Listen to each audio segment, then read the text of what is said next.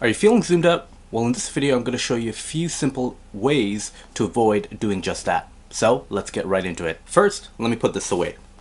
Now, it comes as no surprise that doing Zoom or any type of video conferencing for the entire day and every day out of the week is tiring. Now, if you are used to Zooms or Team or any other video conferencing tools, what ends up happening is it can get tiring and you're thinking, hey, how is this so much more tiring than in the office? Because largely, there is one thing you have to consider. Unlike before, what's different now is because we are living in this coronavirus times, it ends up being much more difficult because that's on the back of our mind.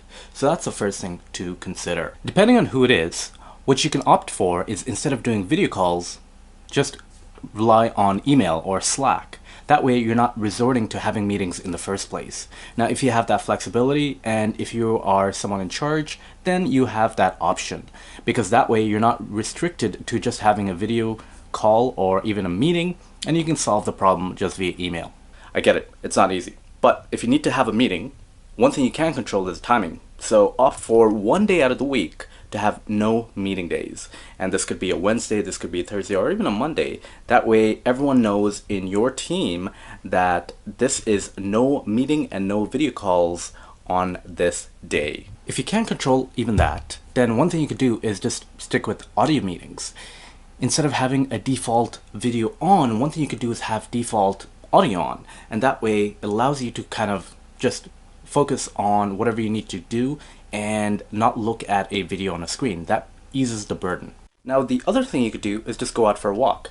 Since it is an audio meeting, just going out for a walk ends up making it much more easier, and you don't have to necessarily look at a screen because, hey, it's audio. Okay, so now you have a video meeting and it is set in time. So a few things you could do is, if you can't adjust it to just resorting the situation through email or through audio only and it needs to be video, here are a few things you could do. One, avoid multitasking. Multitasking allows you to stay focused on the task, and second, have built-in breaks. So if you have an entire day of back-to-back video calls, perhaps have not only time for lunch but also in the middle of the afternoon, depending on your chronobiology.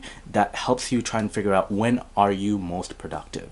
So these are a few simple ways of avoiding being video conferenced out or zoomed out or having video conference fatigue, because this allows you to be more productive and get your work done at the end of the day. One last tip, a bonus tip. Instead of having surface level conversations, have deeper, richer conversations before or after meeting. This helps you build psychological safety with your team and the people who you're meeting with, that allows you to have more engaging conversations instead of just face on a screen. So that's it, what I'm going to leave you with. And one last thing is, if you want to join a community of remote workers, head on over to Council.Club. In the meantime, I'll see you in the next video.